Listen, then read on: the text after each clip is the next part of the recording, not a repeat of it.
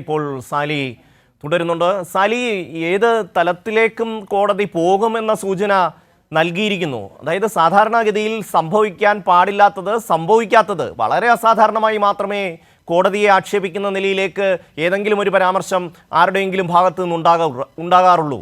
പക്ഷെ ഇവിടെ വളരെ ബോധപൂർവം കോടതിയെ പൊതുജനമധ്യത്തിൽ ആക്ഷേപിക്കാനും കോടതിയുടെ ഒരു നടപടിക്രമത്തെ വളരെ ലഘൂകരിച്ച് സമൂഹത്തിലേക്ക് നൽകാനും ഇയാൾ ശ്രമിച്ചു എന്നുള്ളതാണ്.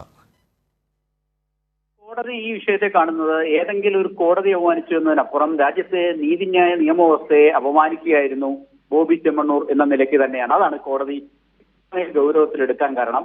ഇനി 12 മണിക്ക് ഇക്കാര്യത്തിൽ നിലപാട് അറിയിക്കണം. ഈ ബോബി ചെമ്മണ്ണൂരിന്റെ അഭിഭാഷകൻ നേരിട്ടെത്തി നിലപാട് സ്റ്റേറ്റ്മെന്റ് എഴുതി കൊടുക്കണം.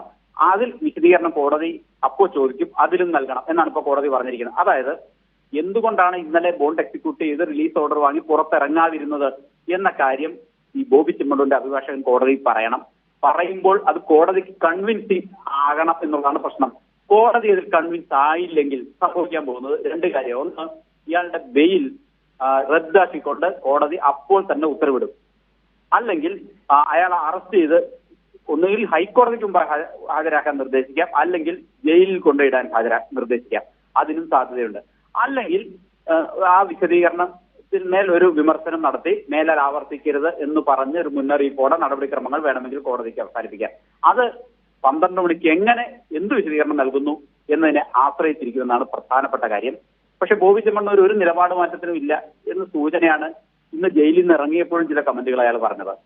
അയാൾക്ക് ഇതിന്റെ ഒന്നും ഗൗരവം മനസ്സിലായിട്ടില്ല എന്നുള്ളതാണ് വസ്തുത. ഈ രാജ്യത്തിന്റെ നീതിന്യായ നിയമവ്യവസ്ഥ എത്രമാത്രം ഉന്നതമാണ്, അത് എത്രമാത്രം പവിത്രമായാണ് പൗരനും സമൂഹവും അതിനെ കാണുന്നത് എന്ന കാര്യം ബോബി ചെമ്മണ്ണൂർ എന്ന സമ്പന്നനും മനസ്സിലായിട്ടില്ല എന്നുള്ളതാണ് പ്രശ്നം. ആ മനസ്സിലായില്ലായ്മയാണ് ഇപ്പൊ നേരിടുന്ന പ്രതിസന്ധി. അത് പക്ഷേ കോടതി മനസ്സിലാക്കി കൊടുക്കാൻ തീരുമാനിച്ചാൽ ഈ കേസ്, അതായത് ഈ നടിയെ അപമാനിച്ചതുമായി ബന്ധപ്പെട്ട കേസ് തീരുന്നതുവരെ, അയാളെ കുറ്റവിചാരണ നടത്തി അയാൾ കുറ്റക്കാരനാണെന്നോ അല്ലെന്നോ വിധിക്കുന്നത് വരെ അയാൾ ജയിലിൽ കഴിയേണ്ടി വരും. അതിനുള്ള പ്രൊവിഷൻ നിയമത്തിലുണ്ട് എന്നുള്ളതാണ് പ്രധാനപ്പെട്ട കാര്യം. എത്ര കാലം വരെ അങ്ങനെ അയാളെ ജയിലിൽ സൂക്ഷിക്കുന്നതിന് നിയമ തടസ്സമില്ല, പ്രത്യേകിച്ച് ഈ കേസും കൂടെ ഉള്ളതുകൊണ്ട്.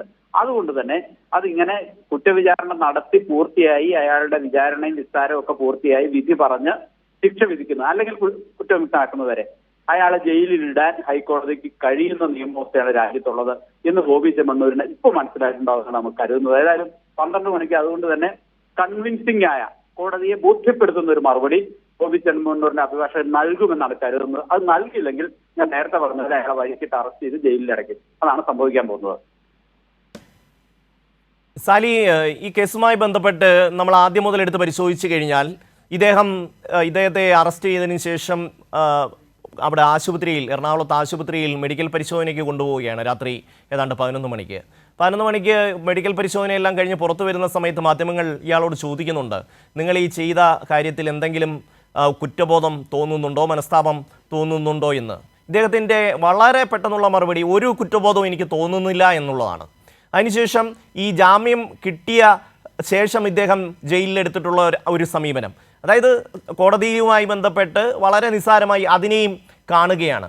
ഇത് ഒരു മൈൻഡ് സെറ്റാണ് എന്ന് പറയേണ്ടി വരും. അതായത് നമ്മളുടെ ഈ സംവിധാനങ്ങളെയോ അയാൾ വേറൊരു ലോകത്ത് ജീവിക്കുന്നു എന്ന് കരുതേണ്ടി വരും. നമ്മുടെ നിയമത്തെയോ നമ്മുടെ നാട്ടിലെ സ്ത്രീകളുടെ മാനത്തെയോ അവരുടെ സെൻറ്റിമെൻസിനെയോ ഒട്ടും തന്നെ വിലമതിക്കുന്ന ഒരാളല്ല ഈ ബോബി ചെമ്മണ്ണൂർ എന്ന വിലയിരുത്തലിലേക്ക് എത്തേണ്ടി വരും. സാലി, നിയമവ്യവസ്ഥയോ നീതിന്യായ സംവിധാനത്തെയോ ഒന്നും ഒരു ബഹുമാനവും ഇല്ല, അതിനെ അയാൾ മാനിക്കാൻ തയ്യാറുമല്ല എന്നുള്ളതാണ് ഇയാളുടെ പെരുമാറ്റത്തിൽ നിന്ന് മനസ്സിലാകുന്നത്. ഒപ്പം സഹജീവികളായ സ്ത്രീകളോടുള്ള അയാളുടെ സമീപനവും വളരെ മോശമാണ്. അതുകൊണ്ടാണ് ആ ആദ്യത്തെ കേസ് ഉണ്ടാകുന്നത്. ആ കേസ് ഉണ്ടായതിനു ശേഷവും ആ കേസിൽ കോടതിയിലെത്തുന്നു. വിചാരണ കോടതി അയാളെ റിമാൻഡ് ചെയ്യുന്നു. 6 ദിവസം ജയിലിൽ കഴിഞ്ഞതിന് ശേഷം ഹൈക്കോടതിയിലെത്തുന്നു. ഹൈക്കോടതിയിൽ കൊടുത്ത ജാമ്യാപേക്ഷയിൽ പോലും ഈ പരാതിക്കാരിയെ അപമാനിക്കുന്ന 2 വാചകങ്ങളുണ്ട്. അതാണ് ഇന്നലെ ബി വി കുഞ്ഞികൃഷ്ണൻ വളരെ കടുത്ത ഭാഷയിൽ വിമർശിക്കാൻ ഇടയാക്കിയത്. അയാൾക്കെതിരെ ബി വി കുഞ്ഞികൃഷ്ണൻ പറഞ്ഞത്, എന്തുകൊണ്ടാണ് ജാമ്യാപേക്ഷയിൽ പോലും സ്ത്രീവിരുദ്ധമായ പരാമർശങ്ങൾ വന്നത് എന്ന് പരിശോധിക്കേണ്ടതാണ് എന്ന് വരെ കോടതി ഉത്തരവിന്റെ ഭാഗമായി എഴുതി ചേർത്തിട്ടുണ്ട്. അപൂർവമായ ഒരു സാഹചര്യമാണ്. ജാമ്യ അപേക്ഷയിൽ പറയുന്ന വാചകങ്ങളെ കുറിച്ചൊന്നും കോടതി അങ്ങനെ വിമർശിക്കാറില്ല. അയാൾക്ക് ജാമ്യം കൊടുക്കാതിരിക്കുകയോ ചെയ്യുക എന്നതിനപ്പുറത്തേക്ക് ജാമ്യാപേക്ഷയിലെ ചില വാചകങ്ങൾ പോലും കോടതിയെ വളരെ വലിയ തോതിൽ അസ്വസ്ഥമാക്കി എന്നുള്ളതാണ്. സരി, ഈ വിഷയത്തിൽ നമ്മൾ ഒന്ന് പരിശോധിക്കുമ്പോൾ മനസ്സിലാവുന്ന ഒരു കാര്യമുണ്ട്. അതായത് ഈ കഴിഞ്ഞ ന്യൂ ഇയറുമായി ബന്ധപ്പെട്ട് ഇയാളുടെ ഒരു റിസോർട്ടുണ്ട് വയനാട്ടിൽ. അതിൻ്റെ ഒരു പരസ്യം പോലെ ഒരു സാധനം ചെയ്തിരുന്നു. എത്രമാത്രം മോശപ്പെട്ട ഒരു പരസ്യം പോലെ ആ ഒരു വാട്സാപ്പിൽ അയച്ച ആ ഒരു സാധനം നമുക്ക് അതിനെ പരിശോധിച്ചാൽ മനസ്സിലാവും. അങ്ങനെ ഒന്നും രണ്ടുമല്ല, തൻ്റെ നെഗറ്റീവ് പബ്ലിസിറ്റിയെ തൻ്റെ ബിസിനസ്സിനെ ഏറ്റവും ഫലപ്രദമായി ഉപയോഗിക്കുന്ന ഒരു വ്യക്തിയാണ് ഈ ബോബി ചെമ്മണ്ണൂർ എന്ന് നമുക്ക് മനസ്സിലാവും. ഈ സമൂഹം ഒരിക്കലും ഇങ്ങേരുടെ സ്വകാര്യ ഇടങ്ങളിലേക്ക് കടന്നു ചെന്നിട്ടില്ല, ഒരു മാധ്യമവും കടന്നു ചെന്നിട്ടില്ല. പക്ഷേ സമൂഹത്തിലേക്ക് ഇത്തരം വൃത്തികെട്ട സാധനങ്ങൾ പടച്ചു വിടുന്നയാളെന്ന നിലയിലാണ് ഇയാളെ കൈകാര്യം ചെയ്യണമെന്ന് കോടതിയും പോലീസും എല്ലാം തീരുമാനിക്കുന്നത്. ഹണി റോസ് ഒരു പരാതിയുമായി എത്തിയപ്പോൾ അതൊരു നിമിത്തമായി എന്ന് വേണം മനസ്സിലാക്കാൻ.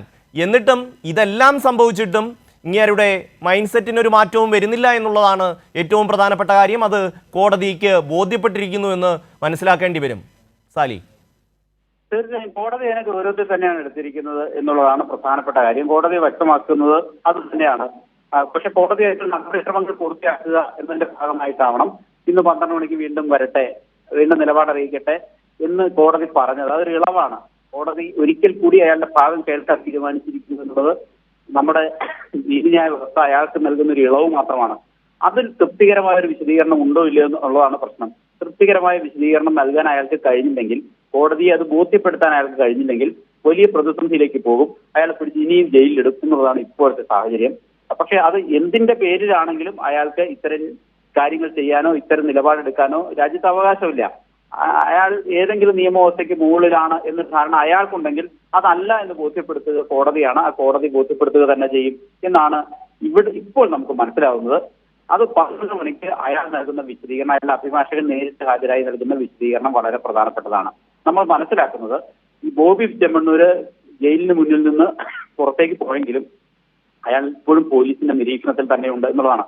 12 മണിക്ക് കോടതി കൂടി ഇയാളെ അറസ്റ്റ് എന്ന് പറഞ്ഞാൽ അപ്പോൾ അറസ്റ്റ് ചെയ്യാൻ ഭാഗത്തിന് പോലീസ് അയാളുടെ പിന്നാലെയുണ്ട് എന്നാണ് നമുക്കിപ്പോൾ പോലീസ് ഇതിൽ നിന്ന് മനസ്സിലാക്കുന്ന വിവരം. എന്തും സംഭവിക്കാം എന്ന കണക്കുകൂട്ടലിൽ തന്നെയാണ് ജില്ലയിലെ സിറ്റിയിലെ പോലീസ് സംവിധാനവും എന്ന് തന്നെയാണ്. അയാൾ സിറ്റി വിട്ടു പോകാതിരിക്കാനുള്ള മുന്നൊരുക്കങ്ങൾ പോലീസ് നടത്തിയിട്ടുണ്ട്. കോടതി 12 മണിക്ക് എടുത്തിട്ട് ഇയാൾ അറസ്റ്റ് ചെയ്യാൻ, ജാമ്യം റദ്ദാക്കാൻ തീരുമാനിച്ചാൽ ഉടനെ അറസ്റ്റ് ചെയ്യേണ്ട ചുമതല പോലീസിനാണ്. പോലീസിന് അയാൾ അറസ്റ്റ് ചെയ്ത് ഒന്നുകിൽ കോടതിയിൽ ഹാജരാക്കി വീണ്ടും റിമാൻഡ് ചെയ്യുക, അല്ലെങ്കിൽ ജാമ്യം റദ്ദാക്കി മജിസ്ട്രേറ്റ് കോടതിയിൽ ഹാജരാക്കി നേരെ ജയിലിലേക്ക് വിടാം, അല്ലെങ്കിൽ നേരെ ജയിലിലേക്ക് കൊണ്ടുപോകുന്നതിന് തടസ്സമില്ല, പിന്നീട് കോടതിയിൽ ഹാജരാക്കിയാൽ മതി. അതാണ് നിയമവ്യവസ്ഥ. അതിനനുസരിച്ച് കാര്യങ്ങൾ മുന്നോട്ട് പോകാനുള്ള സാധ്യതകളുമുണ്ട്. പക്ഷെ അതെല്ലാം എന്ത് വിശദീകരണമാണ് കോടതിക്ക് മുമ്പിൽ ഇയാൾ നൽകുക എന്നുള്ളതാണ്. യഥാർത്ഥത്തിൽ ഇപ്പോൾ പെട്ടിരിക്കുന്നത് ഇയാളുടെ അഭിഭാഷകനാണ്. വളരെ റെപ്യൂട്ടേഷനുള്ള, വളരെ സീനിയറായ ഒരു അഭിഭാഷകനാണ് ഇയാളുടെ വക്കാലത്തെടുത്തിരുന്നത്. പക്ഷെ അയാളെ പോലും അപമാനിക്കുന്ന ഒരു സമീപനം ബോബി ചെമ്മണ്ണൂർ സ്വീകരിച്ചിരിക്കുന്നു എന്നുള്ളതാണ്. ആ സീനിയറായ അഭിഭാഷകനെ അയാൾക്ക് കോടതിക്ക് മുമ്പാകെ ഇങ്ങനെ വിശദീകരണം നൽകേണ്ടി വരുന്നത് ഒരു അത്യപൂർവ സാഹചര്യമാണ്. അതുകൊണ്ട് തന്നെ അയാൾക്കും ഇക്കാര്യത്തിൽ, അതായത് ഈ അഭിഭാഷകനും ഇയാൾക്ക് വലിയ തോതിൽ ഒരു മാനസികമായ ബുദ്ധിമുട്ടുണ്ടാക്കുന്ന കാര്യം തന്നെ കോടതി പറയുകയും ചെയ്തു. വളരെ റെപ്യൂട്ടഡ് ആയ ഒരു അഭിഭാഷകനെയാണ് താങ്കൾ അപമാനിക്കുന്നത് എന്ന് കോടതി നേരത്തെ വാക്കൽ പറയുകയും ചെയ്തു. അപ്പൊ അതിനർത്ഥം കോടതി വളരെ ഗൗരവത്തിൽ വിഷയമെടുത്തിട്ടുണ്ട്.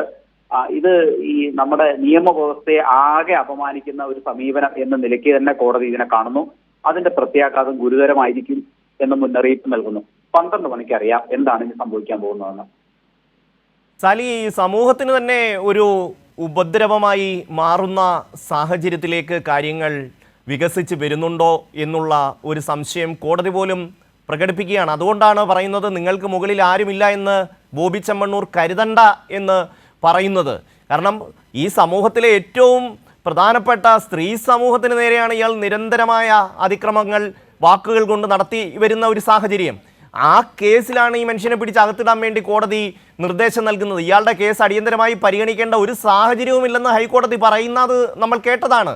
കാരണം അത്രമാത്രം ഒരു സാമൂഹിക വിരുദ്ധ ശക്തിയായി ഈ ബോബി ചെമ്മണ്ണൂർ മാറുന്നു. അയാൾക്ക്